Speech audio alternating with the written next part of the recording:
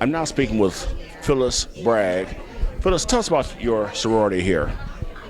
Okay, first of all, I'm the president of Chi Eta Phi Nursing Sorority, Zeta Eta, which is the local chapter.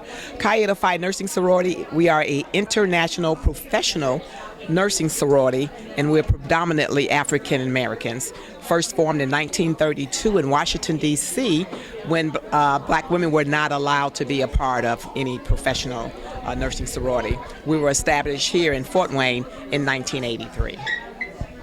So we're at the American Legion Post 148. What's going on here today?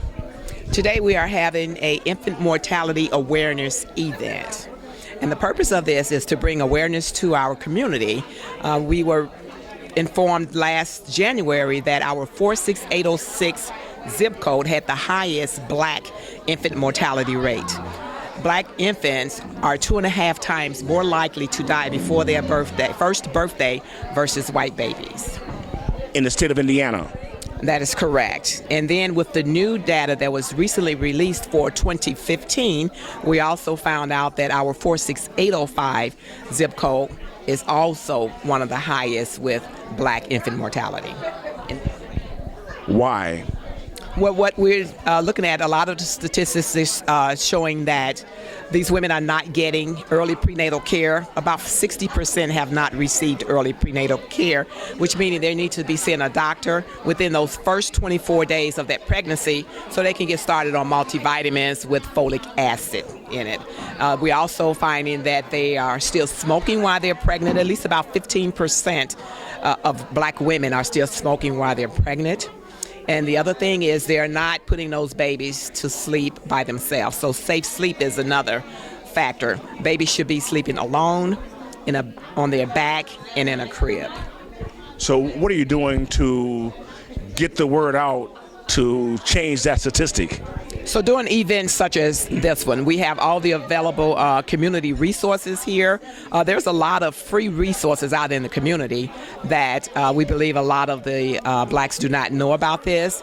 And at these different events, we are talking about the safe sleep. So we do a safe sleep education, and those women that are in need of a pack and play for their babies to sleep in alone, we're also giving those pack and plays out. We have someone here talking about the smoking cessation and giving out information on that as well. We have a dietitian here to talk to them about the importance of that folic acid and what's happening in those first 24 days of that baby maturing. So yesterday when you spoke at the dinner, were you surprised that so many people came out in attendance? Yes, but I was very happy about that, and especially to be working with the ministers, because if we can get that information out to the churches, then we would reach a lot of people. And so that was one of our goals, actually, is to get that communication out to the churches first. You know, how has your history been with that in terms of pulling the ministers and church people into what you're doing, since it does involve black people?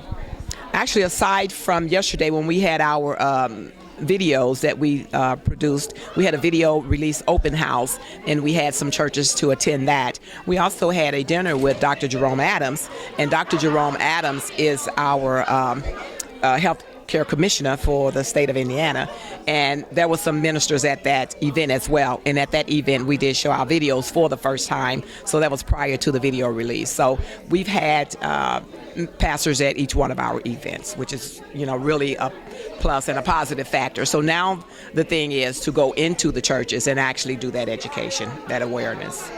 Okay, so what's next? I mean, do you have any major events coming up to further get the word out that we can promote in advance? Actually, the next thing, we have not planned another event yet. We are going to be getting with a lot of the churches, our own churches, and providing that education at the churches. There's a big event in May. Actually, it's on May the 13th. It's a gala that's going to be out at the Mural Center, and actually all the proceeds will go to the infant mortality funds. Okay. Well, thank you very much. Thank you.